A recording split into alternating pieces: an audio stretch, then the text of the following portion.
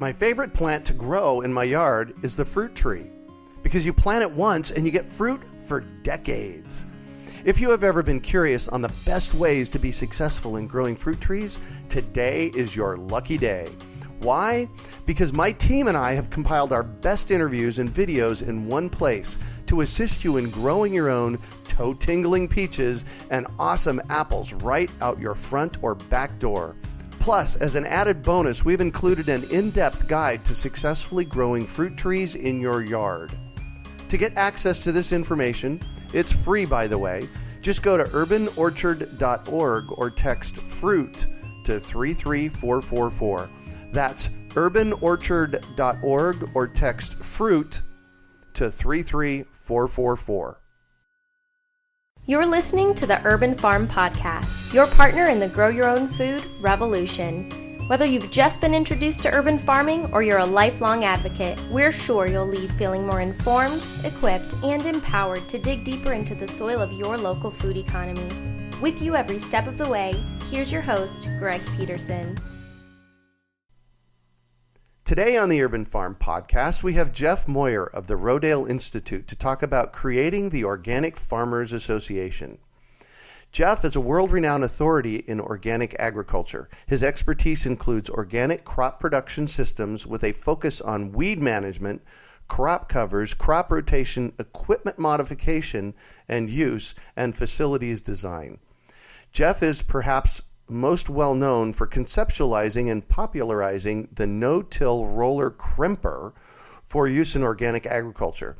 In 2011, he wrote Organic No-Till Farming, a publication that has become a resource for farmers throughout the world. In September 2015, Jeff was appointed as Executive Director of Rodale Institute after spending the last 4 decades there, helping countless farmers make the transition from conventional, chemical-based farming to organic methods. Welcome to the show today, Jeff. Hi, Greg. A real pleasure to be here. Well, and thank you so much. I'm excited that you're here. So I shared a bit about you. Can you fill in the blanks for us and share more about the path you took to get where you're at now?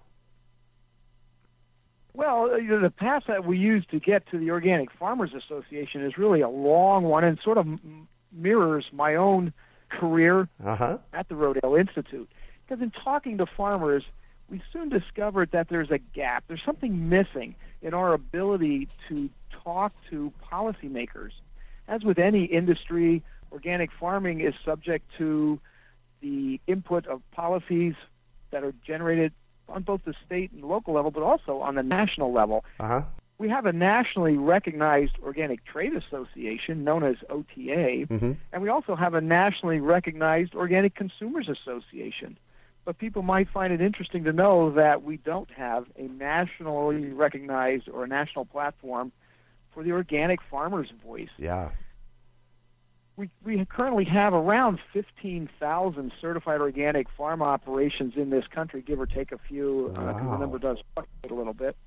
And yet there's no opportunity for those farmers to have a voice in the arena or in the national forum that helps to generate policies that impact them on a daily basis. So in that void, other organizations like OTA or the Organic Consumers Association often say that they represent or speak for organic farmers.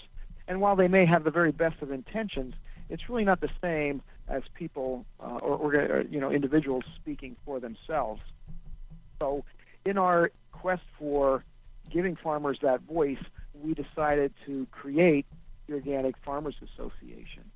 We thought nobody would be better at doing that than the Rodale Institute because we have a very long history of being a trusted voice to organic farmers and to policymakers at the same time. So we have this history of being a respectful voice of reason in the organic community, and also a trusted opportunity for farmers to come and get information on the production level or scientists on a research level.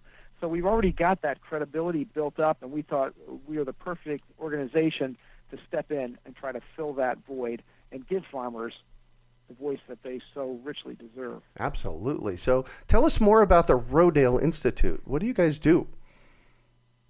Well, the Rodale Institute is a nonprofit. We're a 501c3 charitable organization. And our mission is really all about transitioning farms and farmers to certified organic operations. Mm-hmm. Way back in 1942, our founder, J.I. Rodale, who really was the first person to put the word organic in front of agriculture here in the United States, wrote some words on a blackboard. And what he wrote on the blackboard was he wrote, healthy soil equals healthy food equals healthy people. Wow. Now, I never knew J.I. Rodale, Uh-huh. but I feel certain that he would have no idea how powerful those words really were, Yeah. or what they really meant. Because along with being the executive director of the Rodale Institute, I also helped my son manage an organic farm at home. And what he was really telling all of us as organic farmers is that our job, our task, is not to produce food. It's not even to manage the soil. It's to set up an environment in which people can eat and eat healthy. So our goal is to produce healthy people. That really changes the way we look at agriculture. Oh, because big time. It forces us to put our decision-making process through a unique sieve. So, for example, when we think about things that are not allowed in organic agriculture, say, for example, Roundup.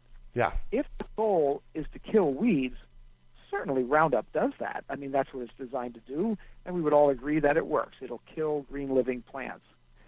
But J.I. Rodale said that's not the goal. The goal is to produce healthy people. So then we ask ourselves, does spraying Roundup make people healthy? Well, no one would say that. Yeah. It's not. It doesn't move us in the direction of obtaining our goal. So why would we use that tool? If that were the case, then the more Roundup we'd spray, the healthier people would get, and that's just not the truth. Right.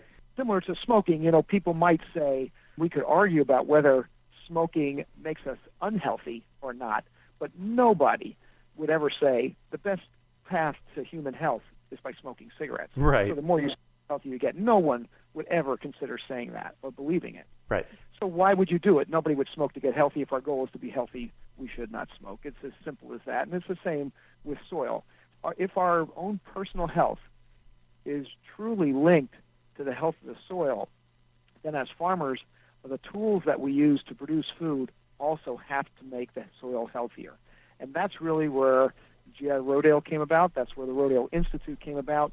And what happened between 1942 and 1947, J.I. Rodale actually wanted to take funds out of his pocket and give them to universities to do organic research, and they wouldn't do it. Really? No, they in that they really wanted to work on what they called modern agriculture or input-based agriculture, and that the kinds of production methods he was talking about really had no place in the future of food production. Wow. And so he decided to create his own institution, which he did in 1947. Mm-hmm. Originally it was called the Soil and Health Foundation, but now it's morphed into the Rodale Institute, which is what we have today. We have a 330-acre research facility located in southeastern Pennsylvania, where we actually conduct our own field research in conjunction now with many land-grant universities, even the United States Department of Agriculture. Wow. Has research that we work together on. So we know we've come a long way in the last 70 years, but we also understand we have a long way to go if we are to really, truly change the face of agriculture, and that is our goal, nothing less than changing the food production system we have in this country and the world. Yeah. Wow.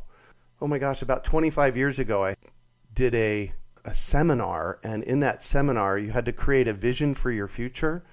And what I created myself to be is the person on the planet responsible for transforming our food system. Great. And and so that's what, who knows whether I'll ever get there, but I get to do that every day. And it sounds to me like you're completely dedicated to that as well, transforming our food system. That's what we're all about, and we use many tools to do that.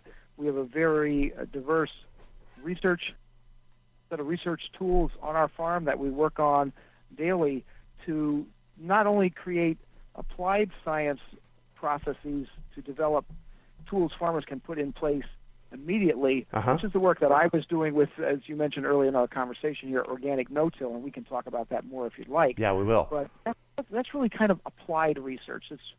It's research geared towards direct application of production. Mm-hmm. But then there's also some basic research that we do. Basic research is really designed to address some of the basic questions, basic processes that are in play that make something work or not work. The reason that work is really important is because it allows us to adapt and adopt our research findings across a much broader climate and regional basis. For example, something that works here in Pennsylvania may not work in Phoenix, Arizona. Oh, yeah. But the principles in place would be transferable. So we have to understand what those basic functions are, how those principles work, and then we can transfer them across a real broad spectrum. Yeah. But the actual production practice is going to have to change and adjust. For example, we use cover crops. The cover crops I plant here in Pennsylvania would assuredly not be the same as ones you'd plant in Arizona, nor would the timing of them be the same. Right. So every region has to understand that some nuances have to be worked out for the region. But the basic principle of covering the soil with something green and growing to transfer energy from the sun into microbial activity in the soil, that works everywhere around the world. Yeah. So some of those basic principles are very transferable. So we do that kind of work. We also have a very dynamic education and outreach team here, because it's not good enough for a small organization like the Rodale Institute to do novel research unless we can get that message out to a much broader audience. And that audience includes not just farmers or other scientists, but even consumers. Because one of the things that's made organic the wonderful marketing tool that it is today for farmers is that consumers want the product. Yeah. You know, there's two ways to market products. One is you create the product and then try to convince people they need it. Right. The other is listen to people, find out what they really want, and then produce them. And that's what we're doing in organic agriculture. We're listening to what consumers really want, those consumers that want healthy products that are produced in a healthy way, that manage the resources in a way that actually regenerates them, and we can talk more about regenerative agriculture. But they want those products. They feel that they're important to their lifestyle and their well-being and their personal health, and then we produce it for them. Wow. That's a big mission you guys have there. Yeah, it is. It's a very dynamic issue. And what we're fortunate is that our mission, in terms of our tagline, healthy soil, healthy food, healthy people, has not changed since 1942. The only thing we've done now, if you look at our website, www.rodaleinstitute.org, is that we've added the word planet behind it. Because we really believe that by managing the soil differently, we can actually combat climate change. Another important issue to hopefully many of your listeners, and thinking about what they can do to help mitigate the problems of carbon in the atmosphere. Simply buying organic food can have a huge impact on how we sequester carbon. Yeah. That's a pretty powerful tool, and it's something everybody can put to work immediately. Yeah. Now, Maria Rodale wrote a book on this recently, did she not? Yeah, she wrote a book about organic, and it's called The Organic Manifesto. Her book, what's really unique about her book is that it's not just Maria Rodale, for lack of a better term, pontificating about the benefits of organic. She really delved into the science of organic agriculture and the links between healthy soil, healthy food, healthy people, and even a healthy planet. Yeah. And her book is highly cited, filled with citations of research papers that corroborate exactly what she's saying. So again, it's not just her opinion or her talking about something. It's really based on science, and that makes that book quite exciting. Oh yeah, it was an interesting read. I got it soon after you guys released it. Yeah, good book to read for all our listeners out there. It absolutely is. So you mentioned several terms that kind of wrap all into one, and I want to start with, you said regenerative agriculture. Can you say more about what that is? Well, I'd be glad to. You know, regenerative agriculture is kind of a complex concept to get across, and when J.I. Rodale's son, Robert Rodale, took over the company after his father passed away in 1971, he really began to look at agriculture as just part of a more complex system. So rather than thinking solely about the health of the soil and its impact on individual health, he said, what about the health of communities, the health of society as a whole? How does agriculture play a role, in a positive or negative role, in impacting that? Mm-hmm. And so he was really concerned about this idea of regeneration, or making a resource better while you use it. Unfortunately, we've gravitated to an industrial model Mm-hmm. for food production around the world. An industrial model works very well for a factory because you can bring raw materials into a factory, create a product, and send it out the other end. And it's just, the factory is really a pass-through mechanism. And in doing that, we all know that the factory is going to wear out. We're not using factories that were built in 1860. We're using factories that are built in the last few years, Right. if we want to be efficient. The problem when we use that model on biological systems is, if the factory wears out, we can't rebuild it. Yeah. So what Bob Rodale was suggesting was, he was an avid bicycle rider.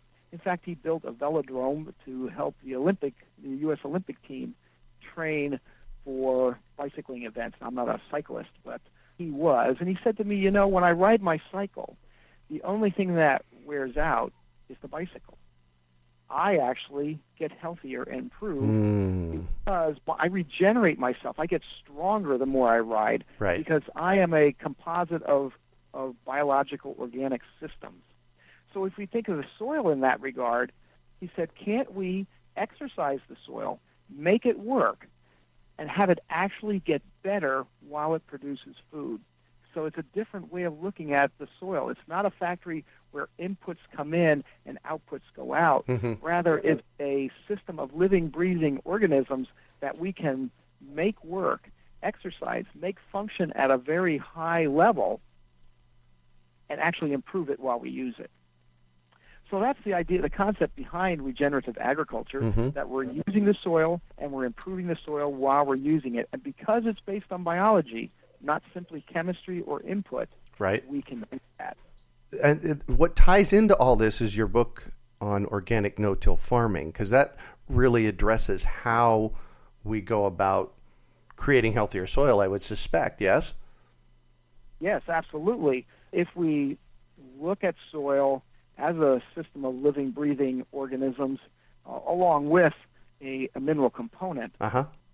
we really have to start asking ourselves, even as organic farmers, managing that resource and trying to improve it, trying to regenerate it, what happens when we come out and do tillage?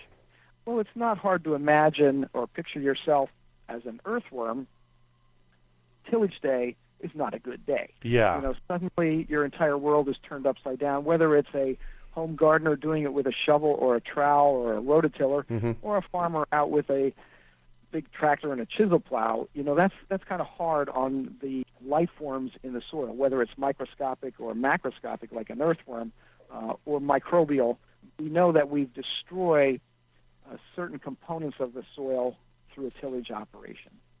We also know or recognize that within organic systems, we typically do till the soil a bit because we have to do something to manage that resource in a way that prevents weeds from taking over. Right. No matter where we are in the world, there's a sort of a succession that takes place within the plant community as the landscape tries to continuously return to whatever its native state would be. Mm-hmm. Here in the East, for example, we have hardwood forests, and so our soils would like to be a 70-foot tall hardwood forest.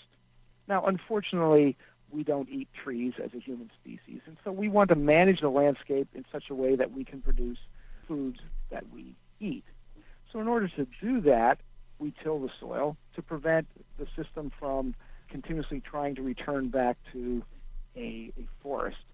In a conventional world, we've gotten around that and been able to reduce or eliminate tillage through the use of chemicals. We simply burn those weeds off and prevent Right. the weeds from, first you'll start with annual weeds, and once they're established, some perennial weeds will move in, we'll get some brushy species, and eventually hardwood trees would take root and it would become a forest. And we know that we let a piece of land sit fallow for 10 or 15 years, eventually you almost would need a bulldozer to clear it, and you couldn't walk through it. It just becomes a thick, dense forest as nature tries to do that. In the Great Plains, it might be tall grass prairie that it's trying to revert back to. And again, we don't eat tall grass prairie grasses as food sources. So we have to manage that landscape in a way that allows us to superimpose on top of it those crops that we consume. In an organic system, what happens is if we don't till the soil, we have very few tools that enable us to manage that succession of crops that want to take over.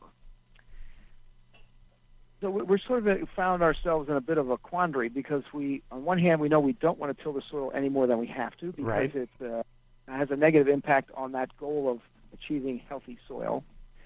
But yet if we don't do something, we know we're going to end up with species that we don't eat, and that doesn't help us either. So it's a balancing act. And so what we've tried to do here through our organic no-till work is develop some systems that allow us to minimize tillage to only happening once every few years and maximizing the health of the soil, the productivity of the soil as we exercise it, make it work in a regenerative way.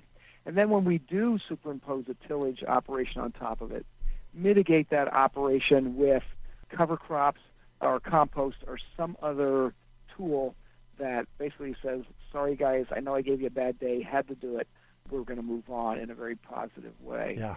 I know, for example, here in my office, we have an IT guy that works for us, and when my computer doesn't work right, he's the smartest guy in the world. I right. call him and he says, turn it off.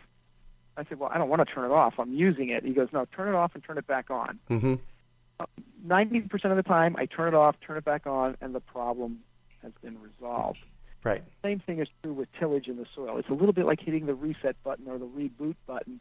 And you do some tillage, you reboot, and the system goes back to a steady state and works. Particularly if we, again, mitigate that problem by adding some compost, quickly planting a cover crop, saying essentially to all that microbial life in the soil, sorry guys, I know we took 5 steps forward over the last 2 years, and now we took 1 step back, but we're still gaining ground over time.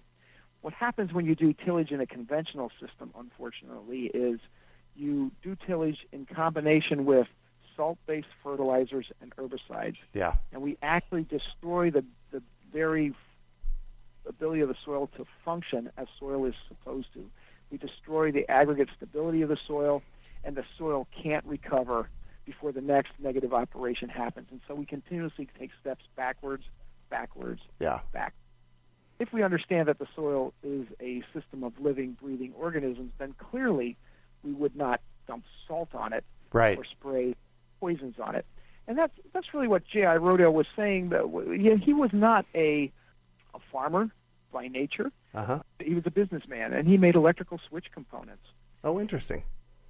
But he bought a farm because he wanted to move his family out of New York City to the farm for the summers. He thought that would be a great place to raise kids, fresh air, countryside, raising and eating healthy, or what he called organic food. Mm-hmm. He didn't really know what that meant because, again, he wasn't a farmer. But when he talked to people that were either farmers or extension agents for the universities, and he did some research on his own, everybody told him that in order to be a modern farmer, what he had to do was basically bring poisons onto the farm, kill insects and diseases and weeds. And in his mind, not being an agriculturalist, I never met him. I did know his wife very well because I've been at Rodale for over 40 years now. What he said was, how do I turn poison into healthy food? I just don't understand that alchemy. Right. Somebody please explain that to me. No one could explain how poison in the landscape would make people healthy. So why would I do that? So how do we then do that across the large spectrum of our country that we do today? Here, it's November here in Pennsylvania. Everybody's finishing up harvesting their crops. Yep. I can look out my office window and see people right now packaging up vegetables for the last of our CSA memberships, and then we're slowly getting out of the field. And from now until April, almost every acre of land from here to California is going to be brown. Mm-hmm. That is not natural.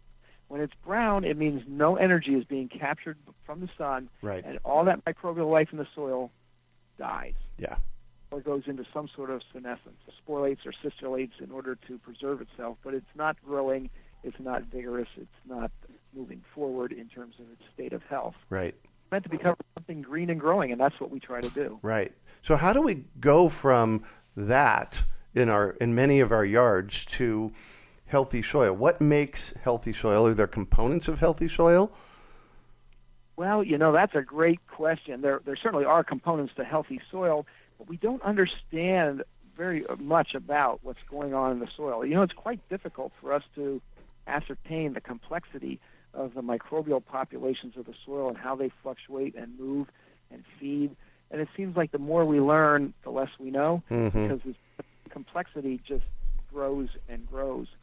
Much of what's happening in the soil, we've never even identified who the characters are that are working down there. It's just too complex. So there's much more unknown about life in the soil than there is known. So if we think about something that we can relate more closely to and think about our own human health situation, everybody wants to, when we talk about soil health, everybody wants to kind of minimize everything down to one measurement, because that's really easy. But it's a little bit like saying we're going to judge our entire health by one measurement, and let's pick blood pressure. Right. So that would mean if I go to the doctor and my blood pressure is within the normal levels or low, I would be considered healthy. I could come in there 400 pounds overweight, wheezing, coughing, with cancer, and you take my blood pressure and say, go home, you're healthy. Well, that's just not true. How can we hope to minimize our soil metrics to just that one measurement? Well, we can't. So what we're trying to do in the short term is look at indicators of soil health.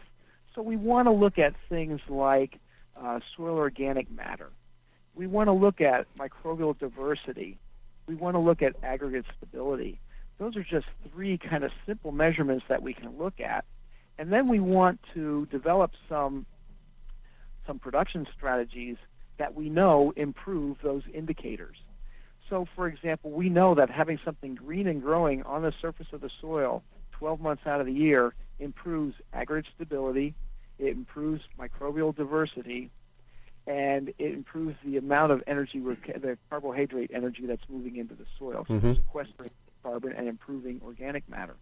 So why wouldn't we utilize those tools that we know work, even if we don't quite understand how well they work or the capacity in which they work? We still understand through the indicators that they do work.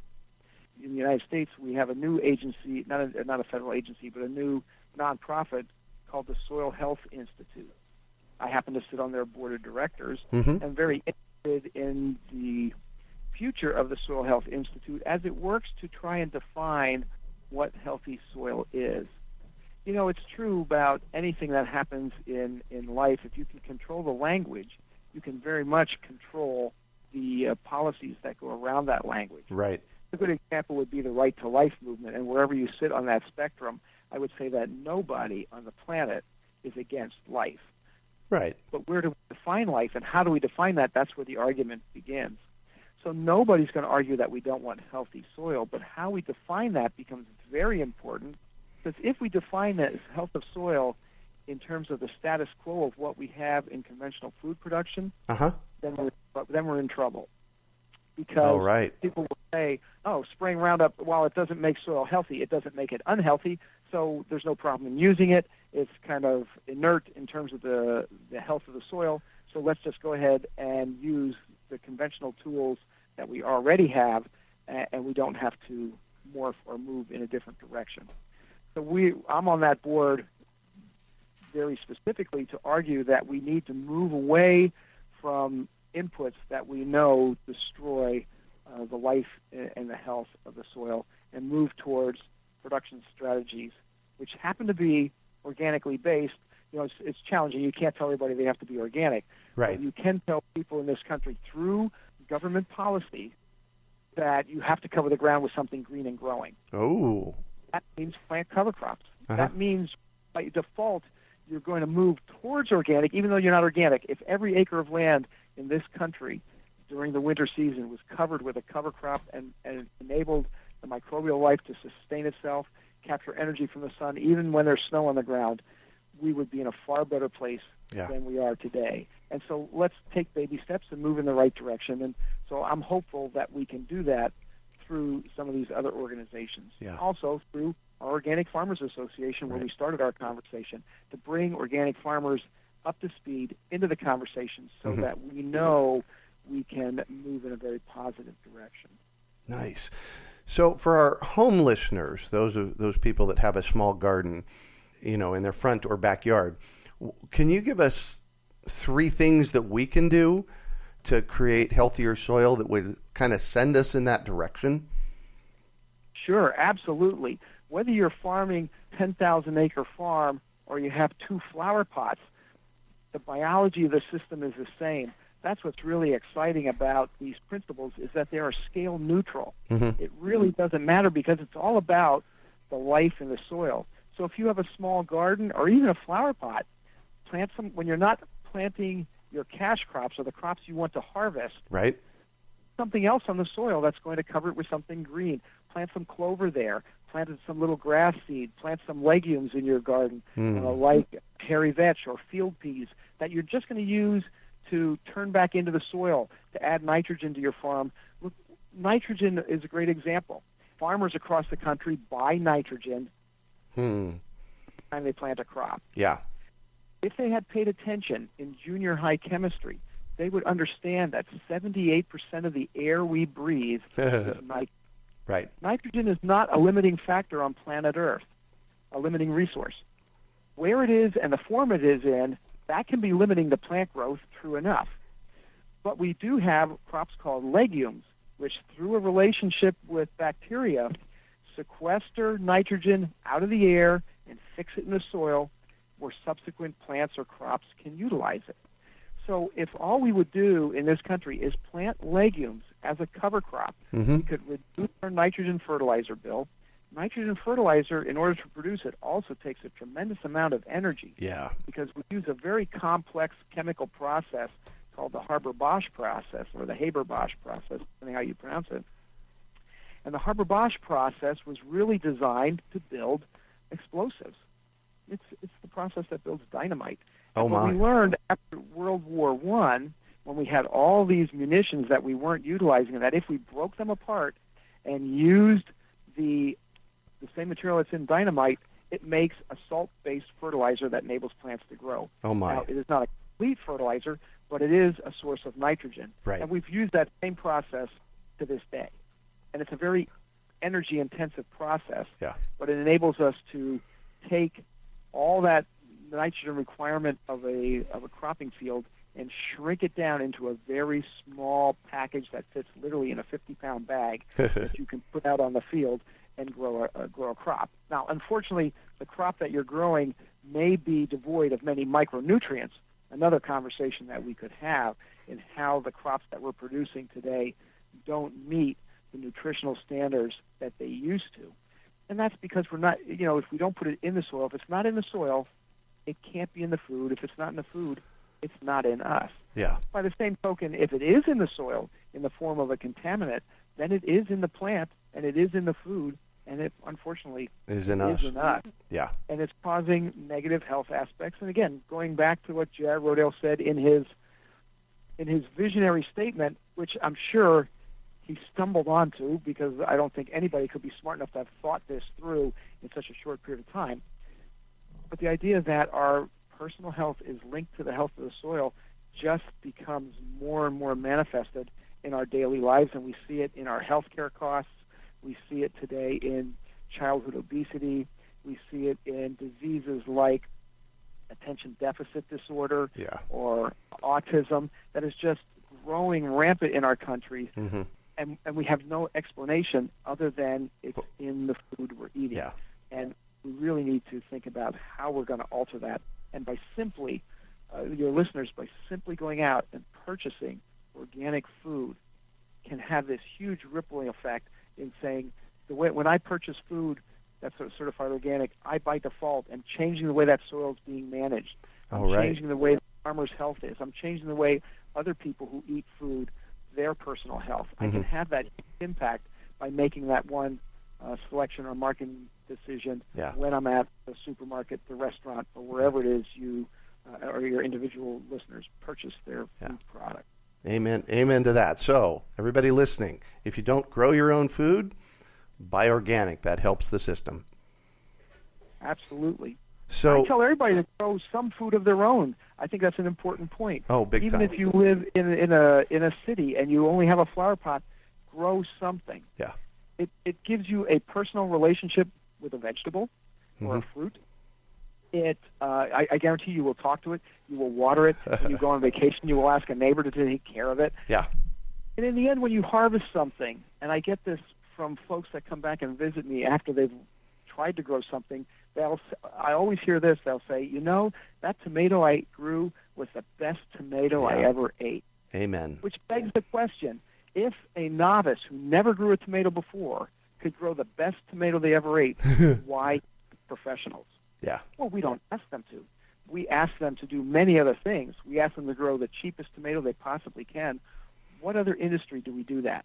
What other industry do we, I happen to be wearing a sweater right now. It's cool in Pennsylvania. I would never say, this is the cheapest sweater I could possibly find. Right. You can't get a cheaper sweater than this.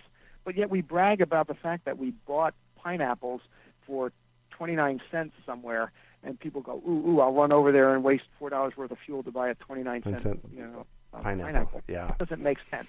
Why do we expect food to be cheaper every day and not sacrifice in some way the quality not only of the food but the soil or the farm that produces it? We can't expect that, and we're foolish to try. Yeah. Wow. So let's talk about the Organic Farmers Association. So it's not just for farmers, although let's start there. And how is it going to help farmers? Well, yes, the association is designed to carry the voice of organic farmers to Washington for policymakers. It's also designed to give organic farmers an opportunity to talk to each other. We have a lot of organic farmers around the country that feel isolated. Oh, yeah. Because while there are 15,000 of us, we're spread across a very large landscape, and while there are pockets of farmers that are close to each other, there are also individual farms that feel very isolated. So this membership organization gives them a chance to talk among themselves. It gives them a chance to learn, because we're going to be creating web-based tools and podcasts for them to learn at their own pace from their own homes about subjects that are really important to them, like, for example, organic no-till, so they can learn to manage cover crops without tillage. Right. That's really important, so we're going to have some learning activities. It also gives other organizations that currently exist in the regional form or a state form an opportunity to give farmers across the country action alerts that are very important to all of us. So if somebody in one part of the country is struggling or needs help in a particular area, they can broadcast that to the entire country and garner more of a national support for pieces of action or activities that are important, maybe initially locally, but could have national ramifications. Right. So that's important. We see it as a tool for farmers to use as a business-to-business exchange program, where one farmer might have some equipment that they're underutilizing that another farmer could utilize without going out and spending a ton of money. Right. Or maybe one farmer needs hay for his cattle and somebody has excess hay, and it's a little bit of an exchange program. So there's ways that farmers will be able to talk to each other, both to share stories, to commiserate, to identify research that's worked somewhere, but also to share products or resources that they would need or find valuable in that form of an exchange. And then finally, we have opportunities for non-farm members or conventional farm members that aren't certified organic farmers to join and support and share in that conversation as well. Now, I will say, in the two levels of memberships that we have, the organic farmer membership and the supporting membership, both which are available to sign up for on our website, when it comes to policy decisions, we are only going to talk to those members that are certified under the USDA certification program. Ah, right. The reason for that is we don't want to dilute the message or the voice that those farmers have by bringing in a group of sophisticated organizations or voices that might somehow overshadow or overpower them. We really want to make sure that organic farmers individually, whether they farm a quarter of an acre or 1,000 acres, their voice is heard and they get to have their opportunity to share what's important to them in issues as big as our National Farm Bill, for example. Oh, right. It should not be those policies that impact everyone in the country, but specifically farmers, should not be limited to those farmers that have enough money to hire a lobbyist. Right. We're going to create our own lobbying force through this Organic Farmers Association. So we see a lot of opportunity here for farmers to learn, to talk, and to get their voice heard, and also to share that voice and those learning opportunities with the non-farm public or the non-organic farm public who may just have a very distinct interest in supporting and learning from organic farmers. Yeah. For those non-farmers out there, they can still join, right? Absolutely. They can join, and they will enjoy every benefit that the organic farmers enjoy, except for the ability to vote on issues in which we survey farmers. Perfect. At that point, when it comes to voting, we don't hear them because we don't ask them. Yeah. And that's easy for us to do because every certified organic farmer has a number assigned to them by the USDA. Oh, nice. The United States Department of Agriculture assigns them a number, and they'll need to have that number in order for their vote to be counted. Yeah. So it's not that we don't want to listen to other people or that farmers don't want to hear that conversation, because it could be very or extremely important that your listeners have an idea or an opinion that we want farmers to hear, and that can influence their vote for sure. Yeah. But yet they won't actually be voting themselves. Maybe I didn't make that clear, but I hope so. Yeah. No, you absolutely did. So if I wanted to join, where do I go? Okay, anybody that wants to join simply goes to our website, and that's www.rodaleinstitute.org, or you simply go to your browser and Google search or Bing or whoever you're using, Yahoo, just type in Rodale Institute, and it will pop up. Perfect. And then there's a section called Support on the top bar, and the heading of the top bar, you click on Support, and there's a thing there that says OFA membership. That's the Organic Farmers Association membership. You click on there, and it's just a simple matter of clicking a few buttons, and you will be a member of our organization. Nice. We also have a magazine called New Farm that is sort of the membership publication for the Organic Farmers Association. And the reason we have New Farm and that we call it New Farm, it's actually a publication that's been around for a while. If you go back to, I believe it's 1979, Bob Rodale's looking at a magazine that the publishing Rodale Incorporated had in its stable of publications, was called Organic Farming and Gardening. Right. And what happened was Bob Rodale said, I'm getting a lot of letters from farmers that say, why do I have to sift through all the gardening information to find a farming article? He also had gardeners that said, this farming stuff doesn't relate to me because the scale is too big. Concentrate more on gardening, please. And so he said, we're really talking to two audiences, even though the subject matter is the same. We should split them out and have two separate publications. And so they created Organic Gardening Magazine and dropped the farming piece off. At the same time, the corporation purchased the farm that now houses the Rodale Institute. Right. And when people were going out to the farm, they still had the original farm that J.I. Rodale purchased. And so when people were going out to the farm from the corporate office, they would say, I'm going to the farm. And people would say, well, which one? And they would say, the new farm or the old farm. So it's kind of real simplistic, but the name stuck. And we say, yeah, in reality, we are talking about a new way of farming. It is a new farm. Yeah. And so we created a magazine publication called New Farm. Oh. That started in 1979, and it ran for about 18, 19 years as an in-print publication.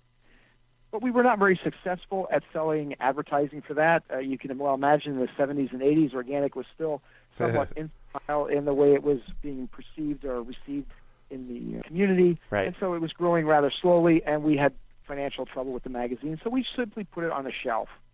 And what we decided to do for our Organic Farmers Association was relaunch that magazine.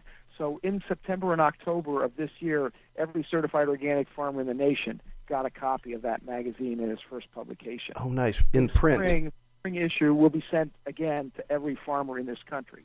Now, following that, we anticipate that only members will get the magazine because we can't afford to just keep sending it out there for free. Wow. But that's the goal, and so hopefully your readers will go online, sign up as a member. They'll get a copy of this sent to them in the mail, and it's an exciting time for not only farmers, but those who support organic farmers, and we're real excited to be able to share that with your listeners today. Yeah. Well, I got a press release for this about a month and a half ago, and when I did, it was like, wow, I'm very excited. I'm so happy for you guys that you're doing this, and I'm excited to be able to share it. So thank you.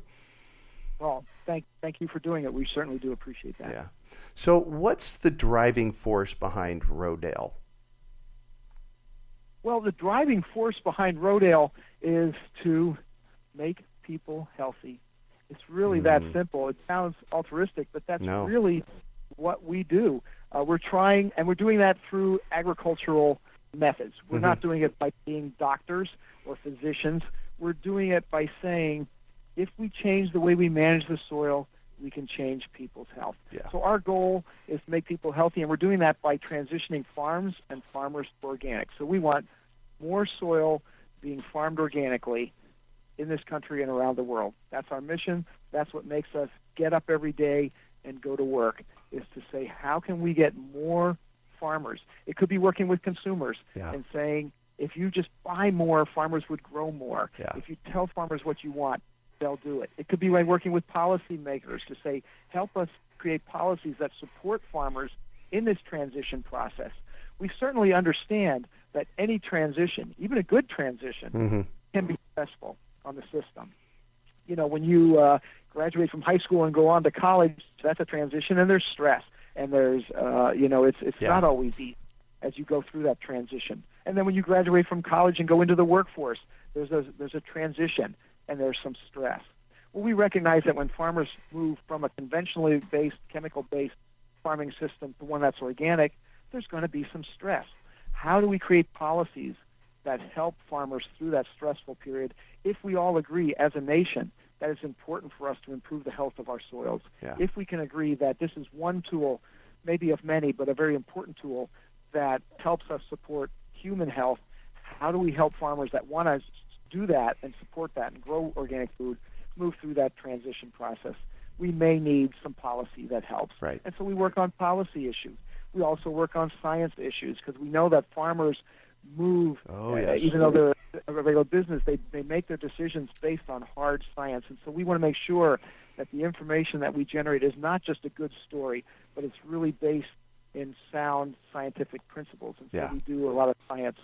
We have a very complicated communication program because we know we have to get that message out to other researchers to help them get on board and do their work. We realize, and it's not hard to realize, that we have limited capacity with our staff, but if we can magnify that work through the capacity of many other brains and many other research labs and field laboratories, we can gain a lot of more knowledge more rapidly and move in a positive direction. So we work on many fronts, but our mission is unchanged, and that is to transition farms and farmers to organic using the multiple tools that we just sort of discussed. Yeah, beautiful, beautiful. So I always ask the question, is there a book that's been influential for you in this process?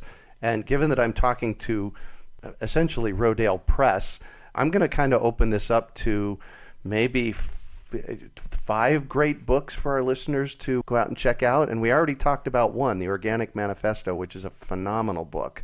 How about some other ones from your palette or your library of work? Well, my favorite book, going back to a book that really helped change my life and sort of brought me towards Rodale, was a book called Pay Dirt. Now, I know it's an older book, and it may be out of print. I don't know. It was published by Rodale Incorporated. At the time, it was called Rodale Press. It was written by T.I. Rodale, and it's really a kind of a glimpse into his thought process And that was a book that I had picked up a long time ago. In fact, I have a very old copy from when I was back in high school. Wow. And, when I grew up on a very small farm, it was more of a hobby farm. But I really enjoyed, I learned at an early age that I enjoyed being outdoors. I did not necessarily enjoy the farming because on a scale that we were doing, it involved that tool that we all know called a shovel.